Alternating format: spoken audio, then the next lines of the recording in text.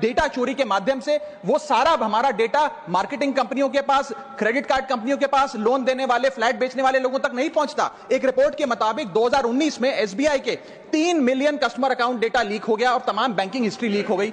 2021 में मोबीविक का 8.2 टीबी का केवाईसी डेटा ही लीक हो गया। 2021 में एक पेमेंट गेटवे जस्पे का 100 मिलियन क्रेडिट कार्ड की पेमेंट डिटेल्स और रिकॉर्ड्स लीक हो गई। अब कस्टमर्स की जेब काटी जा रही है और कस्टमर्स को पता भी नहीं लगता कि कितना पैसा बैंक इन नाना प्रकार के चार्जेस के चलते आम आदमी से वसूल रहा है। सर, बैंक ईंट या सीमेंट से बनी किसी इमारत का नाम नहीं है। बैंक सिर्फ किसी स्टील या एल्यूमिनियम से बने एटीएम का नाम नहीं है, और बैंक ना ही एक काउंटर से दूसरे काउंटर पर दौड़ रहे बैंक ग्राहकों की उस दौड़ का नाम है। बैंक नाम है विश्वास का, बैंक नाम है अधिकार का, न्याय का, समानता का। लेकिन पिछले कुछ वर्षों में यह विश्वास जो ग्राहकों का बैंकिंग व्यवस्था में था वो कहीं ना कहीं कमजोर होता नजर आ रहा है, और उसके कुछ बुनियादी कारण, बहुत ही बेसिक कारण आज मैं इस सदन में आपके माध्यम से सरकार के सामने रखना चाहूंगा। सबसे पहला, पुअर कस्टमर सर्विस। यदि आज किसी ग्राहक को सरकारी बैंक में किसी काम से जाना हो तो मान लीजिए उसके ग्रह खराब चल रहे हैं और दिहाड़ी भी खराब होगी। कोई नौकरी पेशा आदमी हो तो ऑफिस से छुट्टी लेनी पड़ती है, कोई स्टूडेंट हो तो प्रैक्टिकल का एग्जाम मिस करना पड़ता है, यहां तक कि साधारण सी पासबुक अपडेट कराने भी जाना हो तो वो भी एक संघर्षशील सफर में तब्दील हो जाता है। मैडम, आप जब किसी सरकारी बैंक में घुसते हैं तो ऐसा लगता है कि 80 या 90 की दशक की किसी इमारत में आ गए हैं, जहां पे दीवारें उखड़ रही होती हैं, पंखा अपनी मर्जी से चलता है और लाइनें रेल टिकट से भी ज्यादा लंबी होती हैं। इसके बाद जब आप काउंटर नंबर 1 पे पहुंचते हैं तो बताया जाता है काम यहां नहीं होगा, काउंटर नंबर 4 पर जाइए। जब काउंटर नंबर 4 पे जाते हैं तो बताया जाएगा यहां पर भी काम नहीं होगा, फर्स्ट फ्लोर पर जाइए। और जब आप थके हारे फर्स्ट फ्लोर पर पहुंचते हैं तो बताया जाता है कि लंच हो गया है, लंच के बाद 2 बजे आइएगा। 2:15 पहुंचते हैं तो बताया जाता है कि लंच एक्सटेंड हो गया, अभी कर्मचारी गुलाब जामुन खा रहे हैं। यह व्यवस्था है कस्टमर सर्विस की एक सरकारी बैंक में। और आज हम जहां चांद पर पहुंच गए, यूपीआई से गोलगप्पे खरीद रहे हैं, लेकिन हमारी सरकारी बैंकिंग व्यवस्था 80-90 के दशक से बाहर नहीं आ पा रही है। अभी आरबीआई के गवर्नर ने हाल ही में एक प्रेस कॉन्फ्रेंस कर वित्तीय वर्ष 23-24 की रिपोर्ट जारी करते हुए कहा कि 95 शेड्यूल्ड कमर्शियल बैंक्स में एक साल में, एक वित्तीय वर्ष में 1 करोड़ से ज्यादा कस्टमर सर्विस से संबंधित कंप्लेंट्स आई हैं। और ये तो वो कंप्लेंट्स हैं जिन लोगों को पता था कंप्लेंट कैसे दर्ज करानी है और उन्होंने दर्ज कराई। न जाने ऐसी कितनी कंप्लेंट्स होंगी जो सिस्टम में कैद ही नहीं हुई। इसी के साथ साथ बैंकिंग कोड और स्टैंडर्ड्स बोर्ड ऑफ इंडिया का एक सर्वे बताता है कि 45% बैंक कस्टमर्स बैंकिंग व्यवस्था से डिससैटिस्फाइड है, असंतुष्ट हैं। और मैं चाहूंगा आपके माध्यम से सरकार के कानों तक ये बात पहुंचे कि डिजिटल सर्विसेज का एक कस्टमर सेटिस्फैक्शन ऑडिट कराना चाहिए सरकारी बैंकों का, कि क्या हमारी सरकारी बैंकों की वेबसाइट का इंटरफेस या मोबाइल एप्लीकेशंस सरल हैं, अच्छी हैं, या कस्टमर्स उससे त्रस्त हैं। दूसरा बड़ी समस्या है रूरल इंडिया के अंदर limited access to banking infrastructure. आइए गांव की ओर चलते हैं। मैडम, क्या हमारी बैंकिंग व्यवस्था ग्रामीण इलाकों तक पहुंच चुकी है? नाबार्ड की एक रिपोर्ट बताती है कि 50% of rural India is still suffering from lack of adequate access to banking. Financial inclusion index की आरबीआई की 2020 की रिपोर्ट बताती है कि ग्रामीण भारत में हर 100 में से मात्र 54 लोगों तक ही हमारी बैंकिंग व्यवस्था जैसे तैसे पहुंच पाई है, और 30% से ज्यादा रूरल हाउसहोल्ड आज भी ऐसे हैं जो पूरी तरीके से अनबैंक्ड हैं।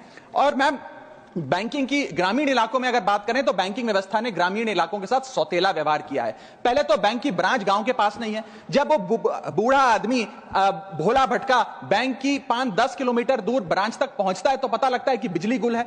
बिजली आ जाती है तो पता लगता है सर्वर डाउन हो गया है। सर्वर भी चल जाता है तो पता लगता है आधार सीडिंग में दिक्कत है, फिंगरप्रिंट मिसमैच हो रहा है, या बैंक अकाउंट की मैपिंग ही नहीं हो पा रही है। डॉक्यूमेंटेशन से लेकर कॉम्प्लिकेटेड फॉर्म से लेकर लैंग्वेज के चैलेंजेस तक ग्रामीण इलाकों में लोगों को झेलने पड़ते हैं, और सबसे ज्यादा बैंकिंग फ्रॉड भी गांव के भोले भाले आदमी के साथ होता है। इसी के चलते हमारे गांव का आदमी प्राइवेट निजी साहूकार के पास जाकर लोन लेना बेहतर समझता है, ना कि किसी बैंक के पास जाकर। और जब वे साहूकार के पास जाता है तो ना वहां पेपर वर्क होता है, एक इजियर एक्सेस होता है, फियर ऑफ बैंक और इलिटरेसी नहीं होता। बहुत बार तो मॉर्गेज पे भी कुछ नहीं रखना पड़ता, इसलिए वो साहूकार से ब्याज पे पैसा उठाता है, लेकिन साहूकार उसे मनमानी दाम पर वो ब्याज पर पैसा देता है। 60 से 80% सालाना का इंटरेस्ट रेट चार्ज करता है, जिंदगी भर के लिए उसकी गुलामी लिखवा लेता है, और वो बेचारा गांव का भोला भाला आदमी डेट ट्रैप में फंस के रह जाता है। मेरी तीसरी बड़ी समस्या जो मैं आज आपके सामने रखना चाहूंगा वो है साइबर फ्रॉड और digital frauds in the banking sector. Cyber frauds वर्ष 2023 में 75,800 घटनाएं सामने आई जो कि कंप्लेंट्स दर्ज हुई। वर्ष 2024 आते आते 75,000 से बढ़कर यह आंकड़ा 2,92,000 हो गया, यानी कि 285% के बैंकिंग फ्रॉड्स की घटनाओं में इजाफा देखा गया और 2100 करोड़ रुपए लोगों के इस बैंकिंग फ्रॉड के चलते जीरो हो गए, शून्य हो गए, उनका नुकसान हो गया। और सबसे ज्यादा कंप्लेंट्स इसमें यूपीआई रिलेटेड बैंकिंग फ्रॉड्स की आई हैं। मैडम, मैं आपको बताना चाहूंगा कि मनी थेफ्ट के साथ साथ उतना ही जरूरी है डेटा थेफ्ट। जब आप बैंक को पूरे विश्वास के साथ अपना डेटा देते हैं, अपना पैन देते हैं, अपना नाम, एड्रेस, डेट ऑफ बर्थ, तमाम चीजें देती हैं, क्या बैंक आपके डेटा को सुरक्षित रख पाता है? क्या बैंक वो जाने अनजाने में या डेटा चोरी के माध्यम से वो सारा हमारा डेटा मार्केटिंग कंपनियों के पास, क्रेडिट कार्ड कंपनियों के पास, लोन देने वाले, फ्लैट बेचने वाले लोगों तक नहीं पहुंचता? एक रिपोर्ट के मुताबिक 2019 में एसबीआई के 3 million customer account data leak हो गया और तमाम बैंकिंग हिस्ट्री लीक हो गई। 2021 में मोबीविक का 8.2 टीबी का केवाईसी डेटा ही लीक हो गया। 2021 में एक पेमेंट गेटवे जसपे का 100 मिलियन क्रेडिट कार्ड की पेमेंट डिटेल्स और रिकॉर्ड्स लीक हो गई।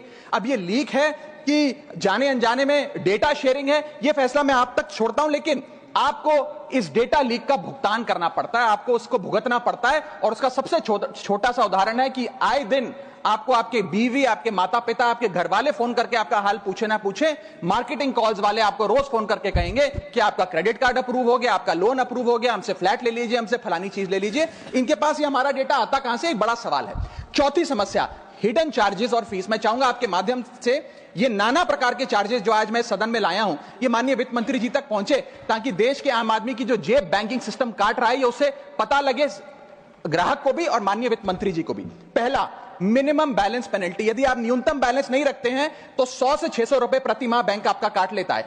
इस चार्ज को लगाने के बाद बैंकों ने वित्तीय वर्ष 22-23 में 3500 करोड़ रुपए मिनिमम बैलेंस पेनल्टी के नाम से लोगों से वसूले हैं। मैडम, दूसरा चार्ज, एक्स्ट्रा एटीएम यूजेज। आपको एटीएम ट्रांजैक्शन के लिए 2 से 3 की मोहलत मिलती है, 2 से 3 की इजाजत मिलती है बैंकों द्वारा। अगर आप चौथा, पांचवा ट्रांजैक्शन कर लें तो हर ट्रांजैक्शन पे 20 रुपए एटीएम चार्ज आपको देना पड़ता है। इनएक्टिविटी फी 100 से 200 रुपए सालाना, यानी कि अगर बैंक आप बहुत ज्यादा अपना अकाउंट यूज नहीं करते हैं तो बैंक इनएक्टिविटी के नाम पे भी चार्ज लगा देता है। फिर बैंक स्टेटमेंट आप मंगवाते हैं तो बैंक स्टेटमेंट इशुएंस चार्जेस के नाम पर आपसे 50 से 100 रुपए लेता है। फिर आप कहते हैं हमें एसएमएस अलर्ट के माध्यम से मेरे बैंक के खाते में क्या आ रहा है उसकी जानकारी मिले, तो एसएमएस अलर्ट चार्जेस के नाम पर भी प्रति क्वार्टर 20 से 25 रुपए आपसे लिया जाता है। ऑनलाइन पेमेंट करेंगे एनईएफटी की तो ट्रांजैक्शन फी भी ली जाती है। जबरदस्ती आपको पहले लोन बेचते हैं और फिर उसके बाद लोन प्रोसेसिंग फी के नाम पर 1 से 3% लोन अमाउंट का काट लेते हैं। और जब आपकी किस्मत ठीक चल रही हो और आप समय से पहले अपना लोन बकाया जो है उसका भुगतान करने बैंक पहुंच जाएं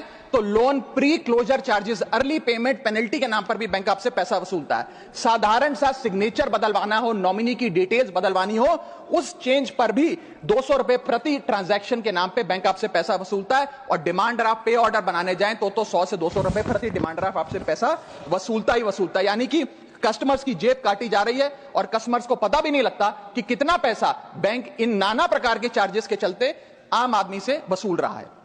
मेरा पांचवा और आखिरी point madam, insurance and investment product miss selling.